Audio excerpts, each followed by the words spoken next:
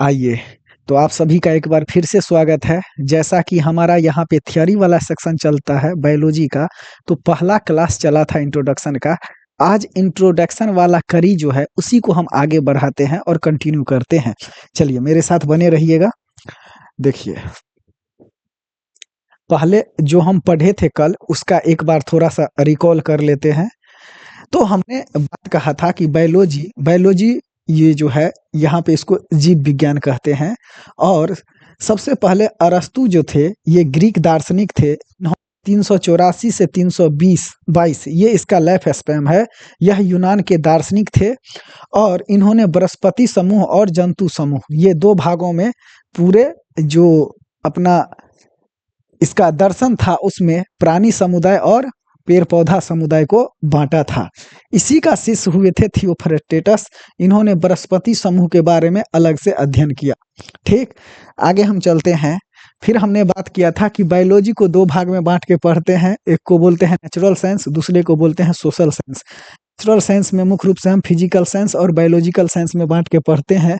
Physical science के अंतर्गत हम मोशन, मैटर, मॉलिक्यूल्स इन सबों के बारे में जो है पढ़ाई करते हैं। इसके अलावा बायोलॉजिकल साइंस के अंतर्गत जीव जंतु, पेड़ पौधा, सूक्ष्मजीवी इस सब के बारे में अध्ययन करते हैं। फिर हम सोशल साइंस में history, geography, polity, economics, physics, chemistry, ये साइकोलॉजी, फिलोसफी इन सबों का अध्ययन करते हैं। फिर हमने बात कहा था कि बायोलॉजिकल साइंस को भाग में बांटेंगे। एक को बोलेंगे बेसिक बायोलॉजी, दूसरे को बोलेंगे अप्लाइड बायोलॉजी। बेसिक बायोलॉजी को तीन भाग में बांटेंगे, जूलॉजी, बॉटनी और माइक्रोबायोलॉजी, यानी कि जंतु विज्ञान, वनस्पति विज्ञान और सूक्ष्मजीव का विज्ञान। फिर अप्लाइड बायोलॉजी को यहाँ पे कई भागों में, चार भागों में बांटे हैं। Agriculture science, medicine science, veterinary science और फार्मास्यूटिकल साइंस, यानी कृषि विज्ञान, चिकित्सा विज्ञान, पशु और ये दवाई से जो संबंधित है उसके बारे में यहाँ पे पढ़ते हैं। फिर जूलॉजिकल साइंस यानी कि जंतु विज्ञान के बारे में अब हम सेग्रीगेट अध्ययन करते हैं। तो यहाँ पे हमने बताया था कि अरस्तु जिसका लाइफ स्पैन कितना से कितना है, 384 से 322। इन्होंने एक किताब लिखा, किताब का नाम था हिस्टोरिया एनिमेलियम, जिसमें इन्होंने 500 से अधिक जीव जंतुओं का अध्ययन किया और इसीलिए इसको फादर ऑफ जूलॉजी कहा जाता है। इसके अलावा इन्होंने इस किताब में बताया कि ये जो जीव जंतु है इसमें चय अपचय कैसे होता है, वृद्धि कैसे होता है, जाति विविधता क्या है, प्रजनन कैसे होता है, उत्सर्जन कैसे होता है, श्वसन कैसे होता है, इन सब के बारे में बात किया था। ठीक, आगे चलते हैं। फिर हम यहाँ पे देखे थे कि मुर्गियों के अंडों में भ्रूणीय परिवर्धन यानी एम्ब्रियोलॉजिकल डेवलपमेंट के बारे में बात किए थे अरस्तु ने, इसीलिए इसको फादर ऑफ एम्ब्रियोलॉजी कहा जाता है। इसके बाद फादर ऑफ जूलॉजी अरस्तु को ही कहा जाता है और फादर ऑफ बायोलॉजी अरस्तु को ही कहा जाता है। फिर आगे हम अरस्तु के बारे में ये कर लिए, प्राकृतिक दार्शनिक। फिर उसका जो शिष्य है थियोफ्रेस्टेटस, उसके बारे में बताया था कि इन्होंने वनस्पति विज्ञान के बारे में डिटेल्ड एनालिसिस किया और एक किताब लिखा हिस्टोरिया प्लांटेनम, जिसमें 500 से अधिक पेड़ पौधों का अध्ययन किया और इसीलिए इसको वनस्पति विज्ञान का पिता कहा जाता है, अर्थात फादर ऑफ बॉटनी कहा जाता है। फिर हमने बात किया था कि बायोलॉजी, सबसे पहले बायोलॉजी टर्म जो है, टर्म ये किसने दिया था, लैमार्क एवं ट्रीवेनेरस ने दिया था। तो लैमार्क एवं ट्रीवेनेरस ने बायोलॉजी शब्द दिया था। ये क्या है, बायोलॉजी शब्द कहें तो टर्म ये दिए थे, याद रखिएगा, पूछा हुआ क्वेश्चन है, ये PYQ है, इसीलिए इसको याद रखिएगा। फिर हमने बात कहा था कि यह दो टर्मों से मिलकर बना है, एक को बोलते हैं बायोस, दूसरे को बोलते हैं लोगस, अर्थात सजीव या जहाँ पे जीवन हो, और लोगस मतलब टू स्टडी, जहाँ पर हम अध्ययन करते हैं। तो हम सजीव किसको बोलेंगे, अर्थात ये निर्जीव से किस प्रकार भिन्न होता है। तो सबसे पहले इसमें संवेदना होता है, इसमें जीव द्रव होता है, कोशिका द्रव होता है, यह गर्दुत करता है, इसमें गति होता है, प्रजनन होता है, श्वसन या चय उपचय की क्रिया होती है, उत्सर्जन और जनन जैसी क्रियाएं होता है। तब यह हम कहेंगे कि यह एक जनन के कैटेगरी में, सजीव के कैटेगरी में आता है। फिर हम जीव जंतु एवं पेड़ पौधों की विविधता के बारे में अध्ययन किया था, अर्थात बायोडाइवर्सिटी, अर्थात जब हमने पढ़ लिया कि जीव जंतु उत्पन्न हो गए हैं तो इसके बारे में, तो इसका कंसेप्ट जो है जैव विविधता कंसेप्ट वाल्टर जी रोजन ने दिया था। ये पूछा हुआ क्वेश्चन है, याद रखिएगा, PYQ। बाल्टन जी रोजन ने जैव विविधता का कंसेप्ट दिया था। बताया था कि कर्क रेखा और मर्क रेखा के बीच में जो 23.5 से 23.5 डिग्री नॉर्थ और साउथ के बीच में है, वहां पे अर्थात ट्रॉपिक ऑफ कैंसर और ट्रॉपिक ऑफ कैप्रिकॉर्न के बीच में क्या है, तो सबसे अधिक जीव जंतु पाए जाते हैं। यही कारण है कि यहाँ पे जैव विविधता हॉटस्पॉट प्रचुर मात्रा में होता है। फिर हमने कारण बताया था कि कैसे जैव विविधता अधिक होता है, तो सूर्य की सीधी किरण पड़ती है और यहाँ पे नमी होता है, फलस्वरूप यहाँ पे जैव विविधता प्रचुर मात्रा में पाया जाता है। फिर हमने क्लासिफिकेशन यानी वर्गीकरण के बारे में बात किया था। यहाँ पे हमने बताया था कि किस प्रकार सूक्ष्म जीवों से बड़ा जीवों का निर्माण होता है, अर्थात सरल जीव से जटिल जीव कैसे बनते हैं, तो इसका हमने आधार का बात किया।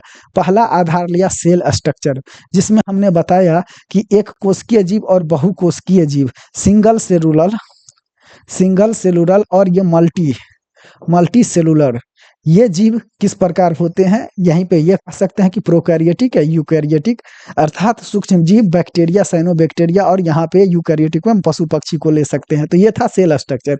फिर हम बॉडी स्ट्रक्चर पे ले, तो ये दो भाग में, यानी सिंगल सेलुलर और मल्टी सेलुलर, यानी यूनिसेलुलर और मल्टी सेलुलर, एक कोशिका और बहुकोशिका में बांट के पढ़े थे। फिर हम न्यूट्रिशन का आधार लिया था। यहाँ पे बताया था कि किस प्रकार से स्वपोषी कुछ जीव होते हैं, किस प्रकार से परपोषी जीव होता है। स्वपोषी जो अपना भोजन खुद बनाता है, जैसे पेड़ पौधा, और परपोषी जो है वो मानव एवं जंतु, इस प्रकार से होता है। चलिए फिर हम आगे बात करते हैं। यहाँ तक हमने कल बात कर लिया था। आज हम नेक्स्ट टॉपिक स्टार्ट करते हैं और यहाँ पे हम देखेंगे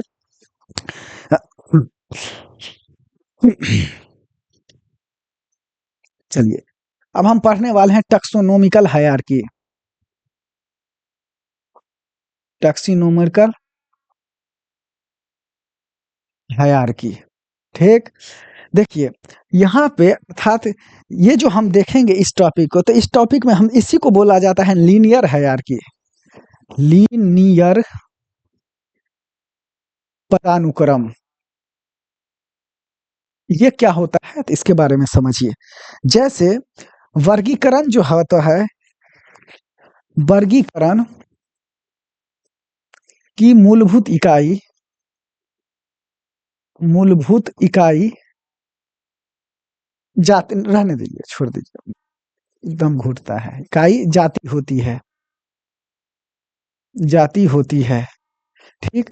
तो इस प्रकार से इसका सबसे पहला जो आएगा किसी जीव का, तो वह आता है जाति, जाति के बाद आता है वंश, वंश के बाद आता है कुल, कुल के बाद आता है गण, गण के बाद आता है वर्ग, वर्ग के बाद आता है संघ, और संघ के बाद आता है जगत। अगर हम इंग्लिश में बात कर लें तो सबसे पहले आता है स्पीसीज, स्पीसीज के बाद फिर आता है जीनियस, फिर इसके बाद आता है फैमिली, फिर इसके बाद आता है ऑर्डर, फिर इसके बाद आता है क्लास, फिर इसके बाद आता है फाइलम, फाइलम या इसी को डिवीजन, फाइलम या इसी को डिवीजन बोलते हैं। फिर आता है किंगडम, ठीक। तो इस प्रकार से यह क्या है, किसी जीव की मूलभूत इकाई है, और यह इसका अंतिम जो है वो कह सकते हैं कि ये है, अर्थात उच्चतम वर्ग की श्रेणी है। यह क्या है, उच्चतम वर्ग की श्रेणी है, और ये क्या है, मूलभूत इकाई है, किसी जीव की मूलभूत इकाई है, ठीक। तो अब हम देखते हैं कि जैसे आप बात सुनते होंगे कि अरस्तु जो है, इन्होंने संपूर्ण जीव जगत को दो भाग में बांटा। एक को बोलता है जीव जंतु समूह, और दूसरे को बोला इन्होंने पेड़ पौधों का समूह, पेड़ पौधों का समूह। फिर जब आप फादर ऑफ टैक्सोनॉमी का बात करते हैं, फादर ऑफ टैक्सोनॉमी का बात करते हैं, तो ये कौन है, कैरोलस लीनियस, लीनियस, इसी को कहा जाता है कार्लिनियस। अब देखिए बाबू, तो ये father of taxonomy Karl Linnaeus में इन्होंने जीव जगत को कितने भागों में बांटा? तो 2 वर्गों में बांटा। एक को बोलते हैं एनिमल किंगडम, एनिमल किंगडम, और दूसरे को बोलते हैं प्लांट किंगडम। देखिए आगे हम पढ़ते हैं। तो ये सारा बात जो है, ये कैरोलस लिनियस इन्होंने एक पुस्तक लिखे थे, पुस्तक जिसका नाम था सिस्टेमा नेचुरी। ये सिस्टेमा नेचुरी में इन्होंने जीव जगत को कितने भागों में बांटे थे? तो 2 भागों में, अर्थात plant kingdom and animal kingdom. Animal kingdom. अब देखिएगा, देखिए, और इन्होंने प्रत्येक जीवों का नामकरण भी किया, प्रत्येक जीवों का नामकरण नामकरण भी किए। और इनमें इनमें सबसे पहले इसमें इन्होंने नामकरण के क्रम में पहला भाग बताया कि एक होता है जेनेरिक नाम, जेनेरिक नाम, और दूसरा होता है स्पेसिफिक नाम, स्पेसिफिक नाम। और बाद में फिर तीसरा पॉइंट अगर हम कहें तो इन सबों को इटैलिक फॉन्ट, इटैलिक फ्रंट में लिख देंगे, लिख देंगे। जैसे अगर हम एग्जाम्पल यहाँ पे ले तो सबसे पहले मानव का लेते हैं, होमो सेपियंस बोलते हैं ना, होमो सेपियंस। ठीक। अब ये देखिए, होमो, होमो क्या हुआ? ये जेनेरिक नाम है, और सेपियंस क्या हुआ? ये स्पेसिफिक नाम है। अर्थात पहला वाला जो है यह किसको दर्शाता है? ये वंश को दर्शाता है, ठीक। और ये किसको दर्शाता है? ये जाति को दर्शाता है। और लास्ट में जो वैज्ञानिक ने दिए थे फिर उसका नाम लिख देते हैं। लिन दिए थे तो कैरोलस लिनियस हो जाएगा। तो इस प्रकार से इसका नाम हम लिखते हैं, ठीक। ये होता है क्या? तो इसको हम बोलते हैं two kingdom classification of organism. अर्थात इसको हम क्या बोलेंगे? Two kingdom classification of organism, ठीक। तो इसका जन्मदाता कौन है? तो कैरोलस, कैरोलस लीनियस, ठीक। और इसी आधार पे नाम लिख सकते हैं। तो इसमें इन्होंने 2 भाग में बांटा, एक को बोला प्लांट किंगडम और दूसरे को बोला एनिमल किंगडम, ठीक। चलिए अगला आता है 3 kingdom classification of organism. 3 kingdom classification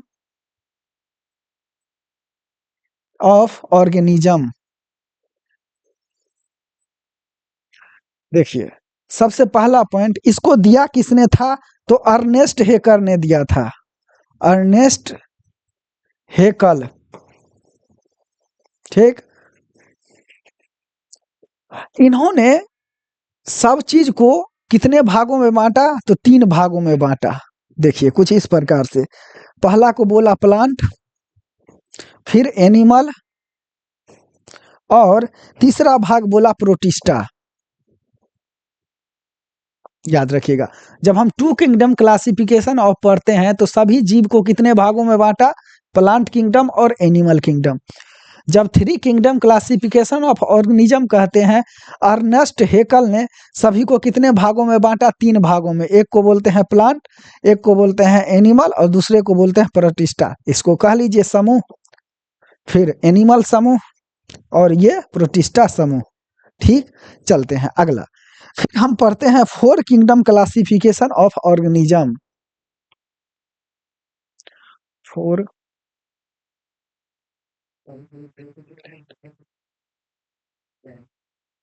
अच्छा, चलिए तो four kingdom classification of organism का बात करें तो यहाँ पे सारे जीव जगत को कितने भागों में बांटा गया है? 4 भागों में। बांटने वाले व्यक्ति का नाम क्या है? कोपलैंड। कोपलैंड। अब ध्यान से देखिए, two kingdom classification of organism में जीव जगत को कितने भागों में बांटा गया? तो 2। एक को बोलते हैं प्लांट किंगडम, दूसरे को बोलते हैं animal kingdom. 3 kingdom classification of organism को किसने बांटा? तो अर्नेस्ट हेकल ने बांटा। और कितने भागों में? तो 3 भागों में। कौन कौन? प्लांट किंगडम, एनिमल किंगडम, और एक को बोलते हैं ये प्रोटिस्टा। तीसरा जो होता है वो होता है कोपलैंड वाला, अर्थात 4 किंगडम क्लासिफिकेशन ऑफ ऑर्गेनिज्म। इसमें इन्होंने, कोपलैंड ने संपूर्ण जीव जगत को कितने भागों में बांटा? 4 भागों में बांटा। कौन कौन? तो मोनेरा, फिर प्रोटिस्टा, इसके अलावा प्लांट यानी कि पौधा, पादप, पादप, और चौथा हो गया जंतु, अर्थात मोनेरा जगत, प्रोटिस्टा जगत, पादप जगत और जंतु जगत। चले, तो इस प्रकार से 4 किंगडम क्लासिफिकेशन होता है। इसके अलावा जहां से आपको भरपूर क्वेश्चन मिलता है, 5 kingdom classification of organism. 5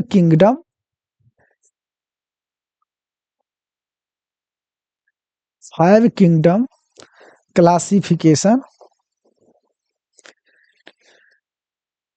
of organism.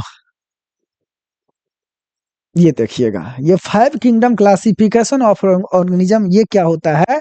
तो ये थे R.H. व्हिटेकर।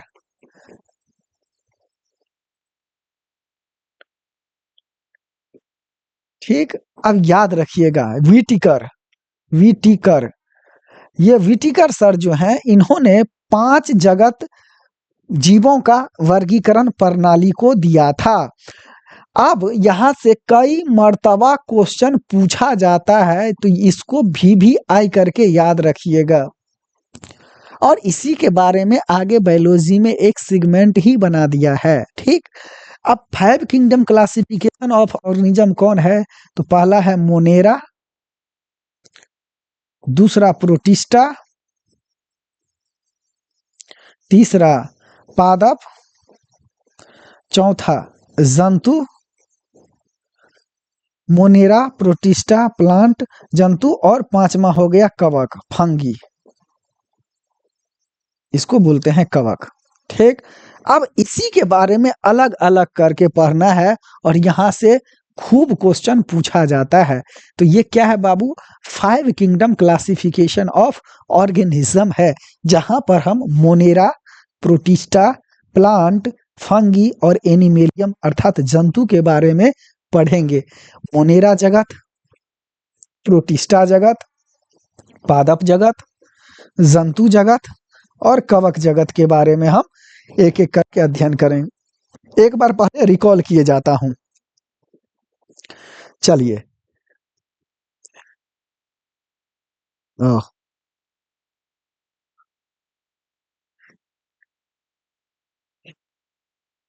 एक यहां से कहे हैं, अर्थात टेक्सोनो लीनियर पदानुक्रम। ये लीनियर पदानुक्रम या टेक्सोनोमिकल हायरार्की क्या होता है? अर्थात वर्गीकरण की मूलभूत इकाई किसको बोलते हैं? जाति को बोलते हैं। ठीक, जाति ही क्या होता है? यह मूलभूत इकाई होता है वर्गीकरण का। ठीक, तो सबसे पहले आएगा जाति, फिर वंश, फिर कुल, फिर गण, फिर वर्ग, फिर संघ और जगत। वहां तक हमको पहुंचना है। अर्थात जगत क्या है? उच्चतम वर्गीकरण श्रेणी है किसका? तो किसी जीव का। याद रखिएगा, जाति को स्पेसीज बोलते हैं, वंश को जीनस बोलते हैं, कुल को फैमिली बोलते हैं, गण को ऑर्डर बोलते हैं, वर्ग को क्लास बोलते हैं, संघ को फाइलम या डिवीजन बोलते हैं और जगत को किंगडम बोलते हैं। क्योंकि बायोलॉजी पढ़ते हैं तो इंग्लिश वाला टर्मिनोलॉजी थोड़ा सा आपको याद रखना पड़ेगा। अब देखिए, अरस्तु का बात करते हैं तो सबसे पहले यही दार्शनिक हुए थे जिन्होंने जीव जंतु और पेड़ पौधों को अलग अलग वर्गों में डिवीजन किए, अर्थात जीव जंतु का समूह और पेड़ पौधों का समूह इन्होंने कहा।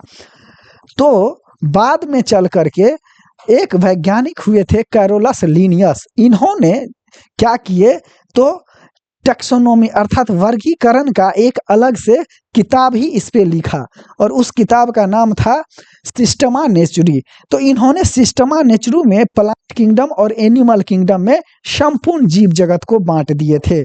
वही बात लिखे हैं कि पुस्तक का नाम क्या है, सिस्टमा नेचुरी, जिसमें ने संपूर्ण जीव जगत को दो जगतों में अर्थात पादप जगत और दूसरे को इन्होंने जंतु जगत में बांट दिए थे।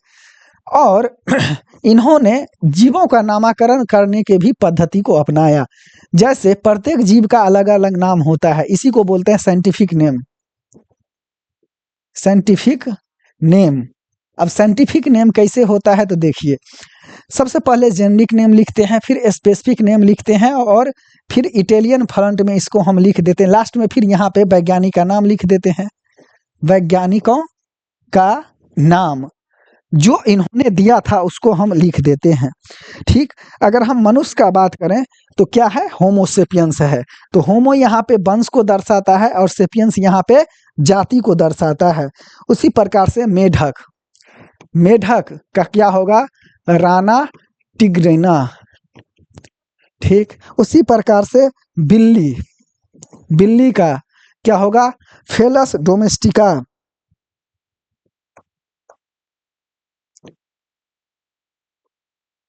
टीका और भी सारा है, आम है, मैग्नीफेरा इंडिका है, कौ है, बोस इंडिकस है, वो सब आपको क्वेश्चन में देखने को मिलता है। और यहाँ पे उतना करवाना, ये थियोरी का क्लास है तो वो जब आप नोट्स लीजिएगा तो उसमें दे देगा। जैसे आम हो गया, उसके बाद गेहूं हो गया, धान हो गया, इन सबों का किताब में चार्ट बना के दिया हुआ है। तो जो समझने वाला बात है, पहला होता है जेनेरिक नाम, दूसरा होता है स्पेसिफिक नाम और फिर वैज्ञानिक का नाम लिख देते हैं। इसको इटालियन फॉर्म अर्थात टेढ़ा करके लिख देते हैं। अगला चलते हैं, यहाँ पे बात करते हैं two kingdom classification of organism का। कैरोलस लिनियस ने दिया, पादप जगत और जंतु जगत दो भागों में बांट दिए थे। फिर three kingdom classification of organism का बात करें तो अर्नेस्ट हेकल ने इसको दिए थे और यहाँ पे समूह या जगत, इसके अलावा जंतु जगत और एक और जगतों में इन्होंने बांटा जिसको बोलते हैं प्रोटिस्टा जगत। इसके अलावा तीसरा जो था ये four kingdom classification of organism, जिसको कि कूपलैंड ने दिया था, मोनेरा जगत, प्रोटिस्टा जगत और पादप जगत और जंतु जगत। यहाँ पे चार भागों में बांटा, मोनेरा, प्रोटिस्टा, पादप और जंतु, अर्थात इन्होंने मोनेरा को एक्स्ट्रा कर दिया। फिर आते हैं अगला, five kingdom classification of organism. इन्होंने संपूर्ण जीव जगत को किसने, R.H. व्हिटेकर, याद रखिएगा पूछा हुआ क्वेश्चन है। ठीक, तो R.H. व्हिटेकर साहब ने संपूर्ण जीव जगत को 5 वर्गों में बांटा, मोनेरा, प्रोटिस्टा, प्लांट, फंगी और एनिमेलियम। लास्ट में इन्होंने जो कवक वाला जगत है इसको इन्होंने एक्स्ट्रा करके जोड़ दिए थे। अब हम एक एक करके इन सबों के बारे में पढ़ते हैं। सबसे पहले पढ़ते हैं मोनेरा के बारे में। मोनेरा ये क्या है बाबू, तो एक कोशिकीय जीव है।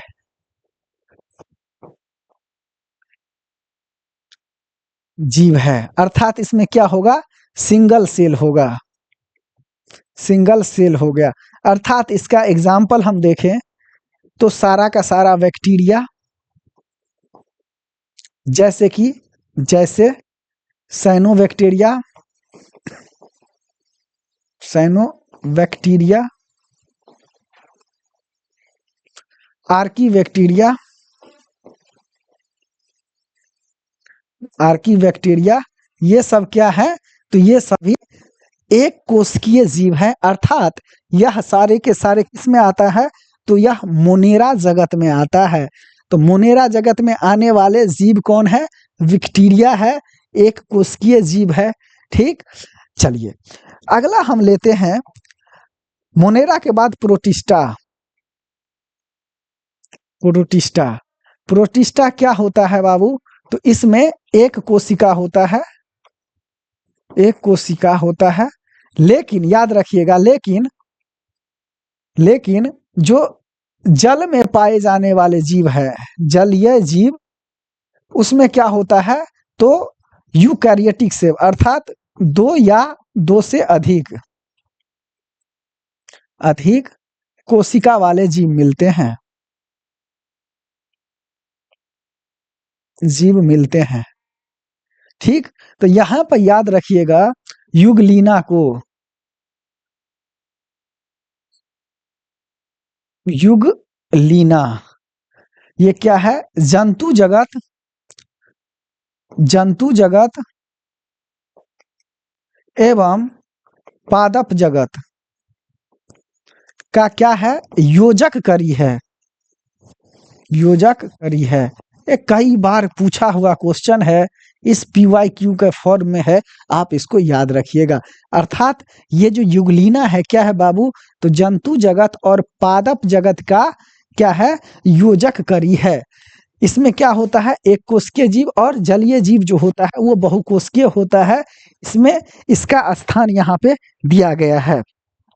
ठीक, यहाँ पे देखिएगा, तो यहाँ पे जो पादप जगत वाला होता है ये क्या करेगा? तो अपना भोजन खुद बना लेगा, खुद बना लेगा। और ये जो जंतु जगत वाला होगा ये अपना भोजन दूसरे पर निर्भर रहेगा, दूसरे से प्राप्त। तो इस प्रकार से देखते हैं यहाँ पे, अर्थात न्यूट्रिशन कैसा होगा?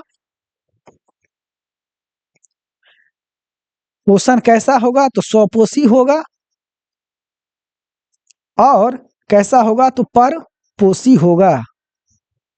याद रहेगा, प्रोटिस्टा जगत में एक कोशिका और दो कोशिका दोनों प्रकार का जीव रहता है। तो इस आधार से देखें तो युगलीना जो है वह जंतु जगत और पादप जगत के बीच का योजक करी है। अब देखो बाबू, जंतु जो है वो किसी प्रकार का अपना भोजन नहीं बनाता है, अर्थात यह दूसरे पे आश्रित रहता है। पादप जो है वो प्रकाश संश्लेषण की क्रिया करके अपना भोजन खुद बना लेता है। इस प्रकार से इस प्रकार के जीव स्वपोषी और परपोषी दोनों यहाँ पे देखने को हमको मिलता है।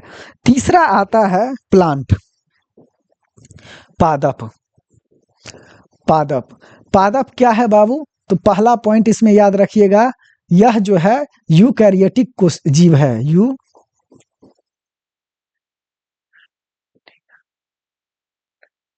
कोशिका है, अर्थात मल्टी सेल है, इसमें मल्टी सेलुलर ये जीव हैं। ठीक, पादप में जो है, पादप में क्या है? एक से अधिक इसमें स्वपोषण की क्रिया होती है, स्वपोषण की क्रिया होती है। पादप अपने जैसा क्या करता है? पादप भी तैयार करता है। इसमें मुकुलन होता है, फिर प्रजनन होता है, अर्थात इसमें मुकुलन, प्रजनन, इन सबों की क्रिया होती है और अलग से इसके बारे में हम पढ़ेंगे। पादप में हम देखेंगे कि फूल होगा, पत्ती होगा, फल होगा, बीज होगा। ठीक, इस सब प्रकार के जो है उसके बारे में हम अध्ययन करेंगे। फिर यहाँ पे हम लताएं, लताएं के बारे में अध्ययन करेंगे अलग से। जड़, फूल, पत्ती, बीज, लताएं, इन सबों के बारे में हम अध्ययन करेंगे। और नो डाउट इसका एग्जाम्पल जितना भी छोटा से लेकर के और बड़ा बड़ा सभी पौधों को हम लेंगे। ठीक, फिर उसका हम देखेंगे कि सेल स्ट्रक्चर कैसा होता है, उसकी कोशिका भित्ति किस प्रकार बनी होती है, इसमें पोषण कैसे होता है, इसमें श्वसन की क्रिया कैसे होती है। ये सभी यूकैरियोटिक कोशिका के अंतर्गत आता है, अर्थात मल्टी सेलुलर जीव के अंतर्गत आता है पादप जगत। अगला चलते हैं बाबू, पादप हो गया, फिर आते हैं जंतु, एनिमेली, एनिमेलियम, ये जगत। तो जंतु जगत के अंतर्गत जैसे मानव हो गया। ठीक, तो मानव भी क्या है? एक जंतु है। फिर जंतु जगत को हम देखते हैं कई फाइलों में बांटा गया है। सबसे पहले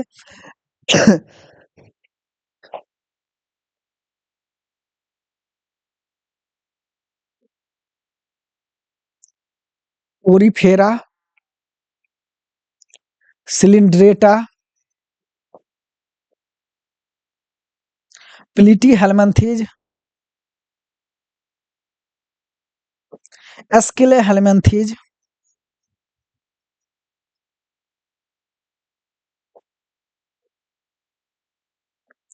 एनेलिडा, ऑर्थोपोडा, मोलास्का, इकाइनोडर्मेटा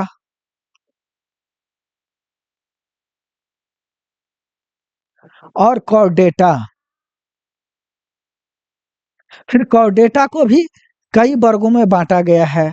जगत, पक्षी वर्ग, फिर मत्स्य वर्ग,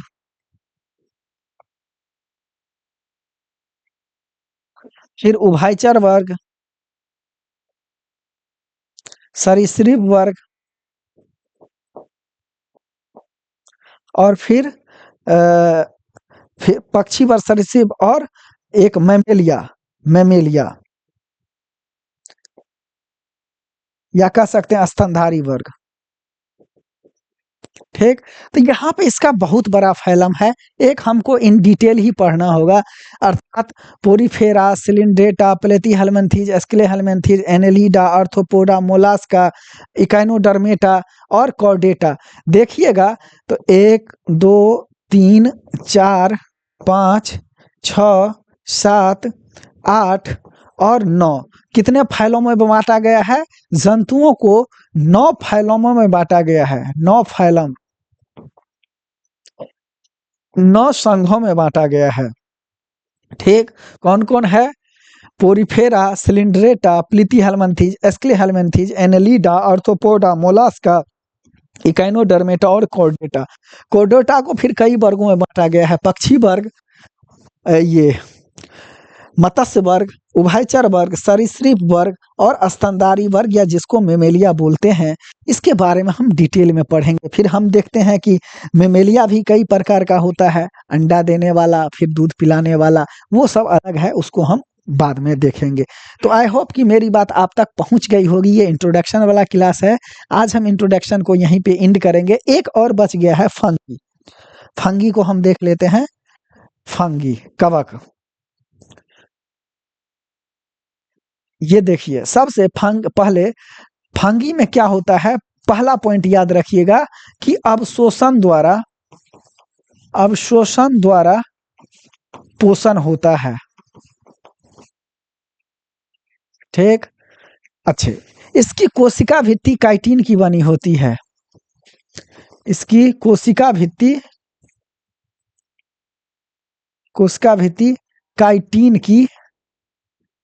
काइटिन की बनी होती है। ठीक, कई सारे कवक हमारे लिए लाभदायक है। कवक हमारे लिए लाभदायक है, इसका हम भोजन के रूप में भी यूज करते हैं। मशरूम भी एक प्रकार का कवक ही है। ठीक, तो आई होप कि मेरी बात आप तक पहुंच चुकी होगी। अर्थात ये जो कवक है, इसमें पोषण कैसे होता है? अवशोषण द्वारा होता है।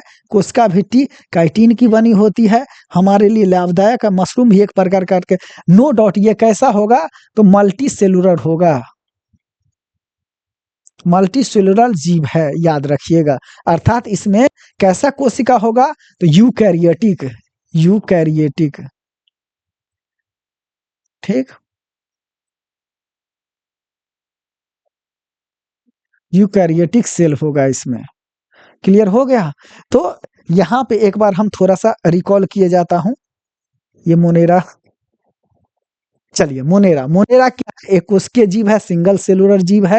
इसका एग्जाम्पल बैक्टीरिया है, साइनोबैक्टीरिया और आर्कीबैक्टीरिया। याद रखिएगा, ये साइनोबैक्टीरिया जो है, यह पृथ्वी पर अवतरित पहला जीव। साइनोबैक्टीरिया में बाबू प्रकाश संश्लेषण की क्रिया होती है। प्रकाश संश्लेषण ये करता है, अर्थात ये कैसा है? यह स्वपोषी है, याद रखिएगा। चलिए अगला चलते हैं। फिर हम देखें तो प्रोटिस्टा, यह एक कोशिकीय जीव है। ये जलीय जीव है और 2 से अधिक कोशिका वाले जीव से बने होते हैं। तो यूग्लिना को याद रखिएगा, पूछा हुआ क्वेश्चन है, जंतु और पादप जगत के बीच का योजक कड़ी होता है। इसमें पोषण जो होता है स्वपोषी और परपोषी दोनों आधार से होता है। अपना भोजन पादप खुद बना लेता है और जंतु क्या है तो दूसरे पर आश्रित रहता है। यूग्लिना को याद रखना है। आगे हम पढ़े थे पादप। पादप यानी कि यह यूकैरियोटिक सेल यानी मल्टीसेलुलर जीव है। स्वपोषण की क्रिया इसमें होती है। मुकुलन, प्रजनन इन सब में देखा जाता है। फूल, पत्ती, फल, बीज ये सभी इसमें होते हैं। साथ ही लता के बारे में अध्ययन करेंगे। छोटा से बड़ा सभी प्रकार के पादप हमको देखने को मिलता है और सारे के सारे यूकैरियोटिक कोशिका के अंतर्गत आता है। अगला बात करें तो आगे था जंतु जगत। जंतु जगत यूकैरियोटिक कोशिका के अंतर्गत आएगा। किसमें आएगा? अर्थात यह जो है मल्टी सेलुलर है। ठीक, इसको कुल 9 फाइलोमों में बांटा गया है। कौन कौन? Porifera, cylindrata, platyhelminthes, aschelminthes, annelida, arthropoda, mollusca, echinodermata और कॉर्डेटा। ठीक, फिर कॉर्डेटा को हम देखते हैं कि 5 वर्गों में बांटा गया है। पक्षी वर्ग, मत्स्य वर्ग, उभयचर वर्ग, सरीसृप वर्ग और स्तनधानी वर्ग। ठीक, इसके अलावा हम देखें तो अंतिम में हमने बात किया बाबू कवक। कवक क्या है? तो यह भी मल्टीसेलुलर जीव है। अवशोषण के द्वारा पोषण होता है। इसकी कोशिका भित्ति काइटिन की बनी होती है। कवक हमारे लिए लाभदायक है। मशरूम भी एक प्रकार का कवक ही होता है और यह यूकैरियोटिक कोशिका के अंतर्गत आता है। तो आज जो यह है मेरा इंट्रोडक्शन का क्लास यहीं पे एंड होता है। कल हम सेल बायोलॉजी स्टार्ट करेंगे। ठीक, हमारे यूट्यूब चैनल पे आप लोग बने रहिएगा। Easy reasoning classes bye Rahul sir का कोचिंग भी चलता है। भिकना पहाड़ी मोड़ के बगल में ये जो बीएम दास रोड है कॉर्नर पे है। आप आ करके यहाँ पे विजिट ऑफिस में कर सकते हैं। विशेष जानकारी के लिए हमारे यूट्यूब चैनल पे सारा डिटेल दिया गया है, वहाँ पे जाके आप सर्च कर सकते। Thank you, thanks a lot.